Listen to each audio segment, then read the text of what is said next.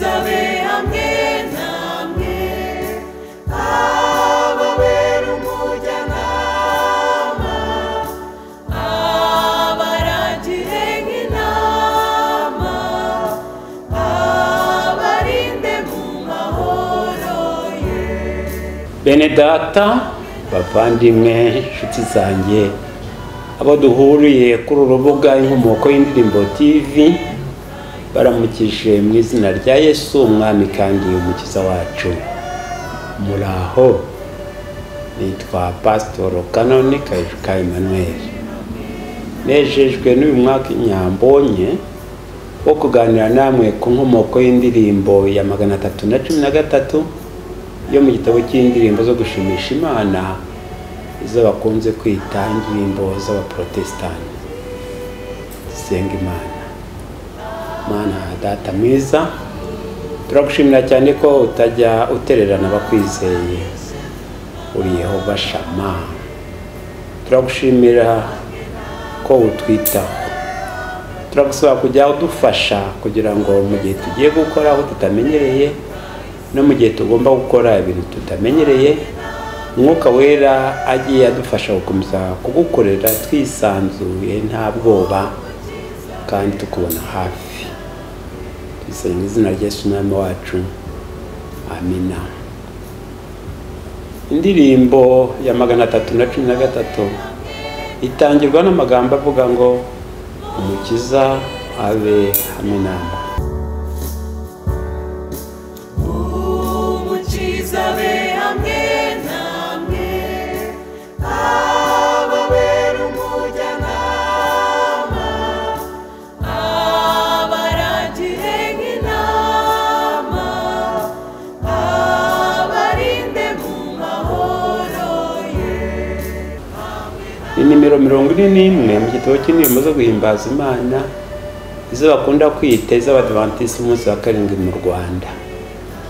Ni nimero 313 mu gitabo cy'indirimbo z'abaprotestanti b'i Burundi.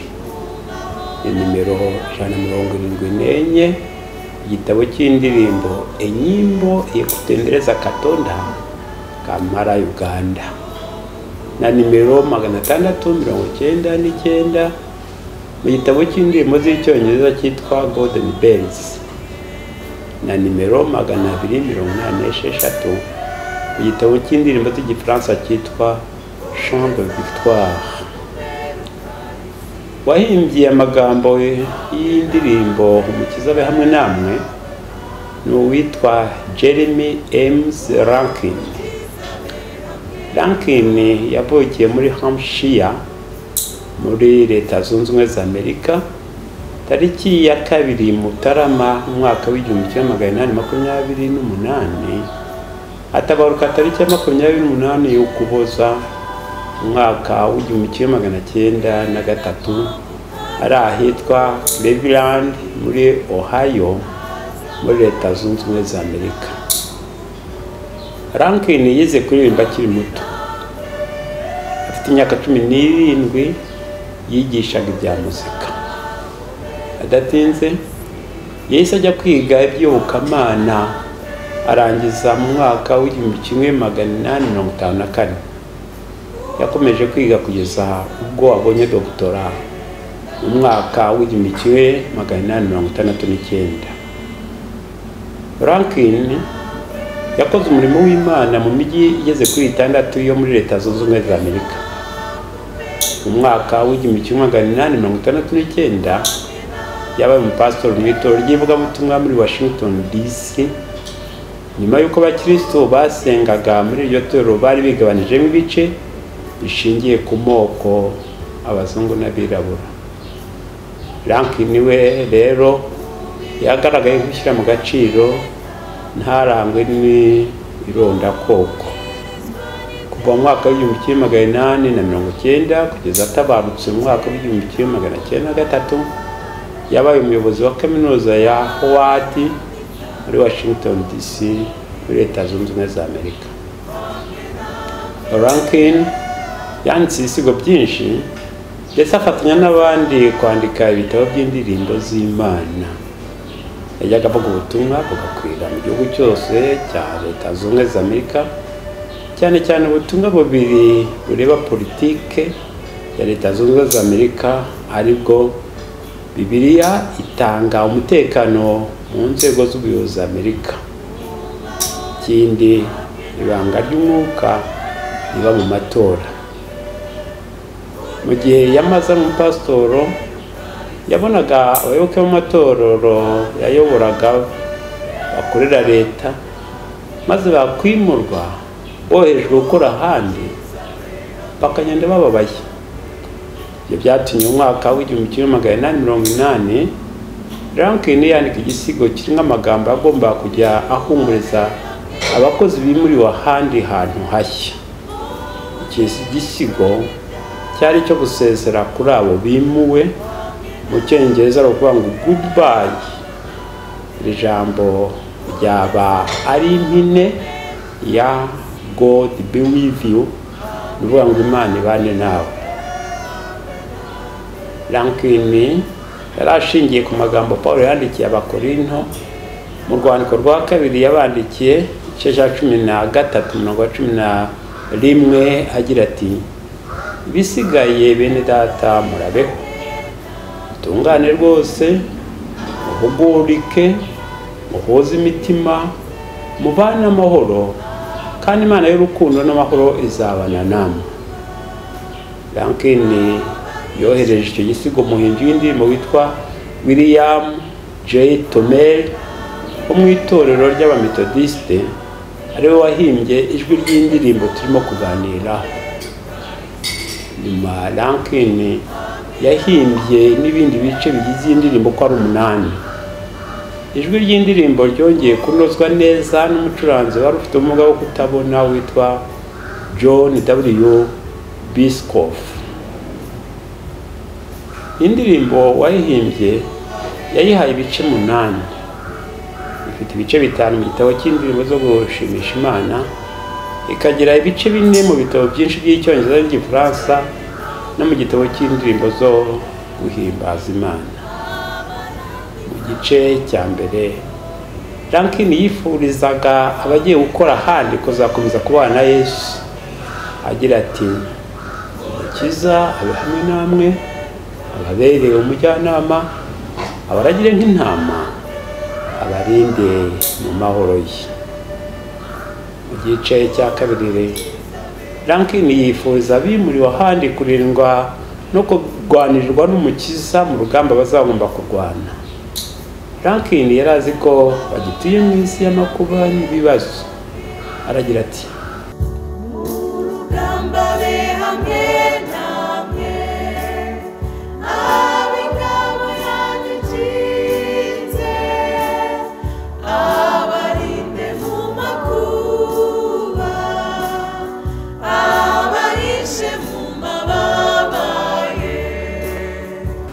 urugamba abe hamwe namwe, abe ingabo yanyu ikinze, abarinde mu makuba, abahishe mu mababa ye.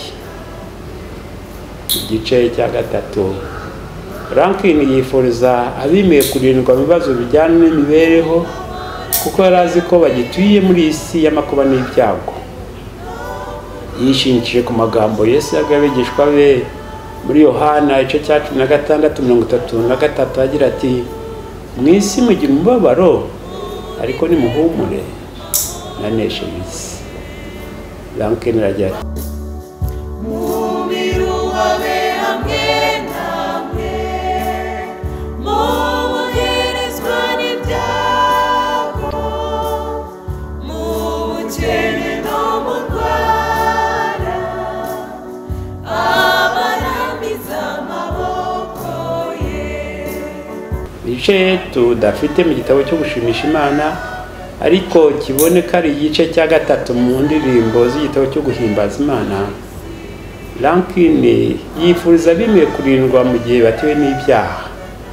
Yari azi ko ntaho Satani atatera amabuye, ngo nk'uko Petero abivuga mu rwandiko rwe rwa mbere igice cya 5:8, aragira ati: mwirinde ibisindisha mu maso, kuko umurezi wanyu Satani azira nk'intare ivuga, ashaka uwanshonshomera.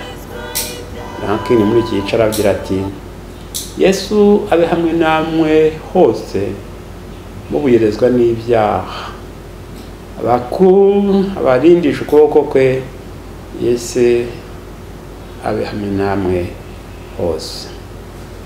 Igice cya 4, Rankini arifuriza bimwe kudaheranwa n'imigisha babona, ahubwo bakaba mu mahoro atangwa na Yesu. Aragira ati mu mahoro abe hamwe namwe no mu gihe cy'urushana no mu mvura no ku mucyo mu biteka mu mahoro ye. Igice cya 5, Rankini arifuriza biwe kuzaba intwari mu ntambara ya nyuma ubwo urupfu ruzaba rubegereye. Aragira ati no mu ntambara zo hanyuma hari urupfu imbere yanyu, mwenda kwambuka rwa ruzi azaba ari hamwe namwe ubwo. Yesu yatsinze urupfu n'ibyaha. Ni amahirwe kubana nawe. Yesu ni Imana ishobora byose. Ni koko kenshi iyo umuntu amenyereye ahantu n'abantu babana, yumva nta handi n'abandi azabona bamunyura. Ahantu hashya hatera impungenge, gutandukana n'inshuti birababaza. Rankini aratwibutsa ko aho tuzoba turi hose mu gihe turi hamwe na Yesu nta kizadutera ubwoba. Iyo Pawulo avuga mu Barome igice cya 8:32 agira ati mbese ubwo itimanye umwana wayo ikamutanga ku bwacu twese, izabura ite kumuduhora n'ibindi byose dukenera. Dukwiriye kandi kumenya ko umuntu ari we wihesha inshuti. Iyo ubaniye abantu neza nabo bakubanira neza. Kenshi umuntu akunda umukunda. Iyo njyanye na Yesu mba amahoro, aho njya utajyanye nta kinyura. Kubana na Yesu ni ukumwiyegura akakubera umwami n'umukiza. Ibyahishuwe igice cya 3:20, Yesu aravuga ati dore mpagaze ku rugi ndakomanga, umuntu niyumva ijwi ryanjye agakingura urugi nzira dusangire. Abafite Yesu babana neza n'abantu bose, abo bashakanye, umugabo, umugore, abana, ababyeyi, abo mukorana, abo muturanye n'abandi Imana yemera ko baba hafi yawe. Ufite Yesu by'ukuri akora uko ashoboye akiyunga n'abo yagize icyapa nabo. Mu gice gisubirwamo Rankini aragira ati hamwe namwe hamwe namwe kugeza ku mperuka y'isi, hamwe namwe hamwe namwe umukiza abe hamwe namwe. Mureke iri ribe isengesho ryacu muri ibi bihe turimo turwana n'icyorezo cya COVID-19 n'ingaruka zacyo. Rebe kandi isengesho ry'Abanyarwanda muri iki cy'iminsi 100 twibuka jenoside yakorewe Abatutsi muri 1994. Isengesho ribe rya buri wese, impande umutera gutaka, yumva ubuzima bumunaniye, yumva ahari hatamunejeje, ibyarimo bitamunejeje. Kubana Yesu biduhe ibyiringiro by'ubuzima, biduhe ubushake, ubwenge n'imbaraga zo gukora ibyo dushinzwe, kandi bitwibutse ko hari igihugu Yesu yagiye kurutegura tuzinjiramo tumaze gutsinda burundu ibyaha n'ibyago n'urupfu. Ubwo tuzongera gutaka no gutandukana n'abacu kundi. Nanjye ndababwira barimo kunyumva nti bene data, bavandi, inshuti zanjye, Yesu abe hamwe namwe. Hamwe namwe hamwe namwe kugeza ku mperuka y'isi. Hamwe namwe hamwe namwe umukiza abe hamwe namwe.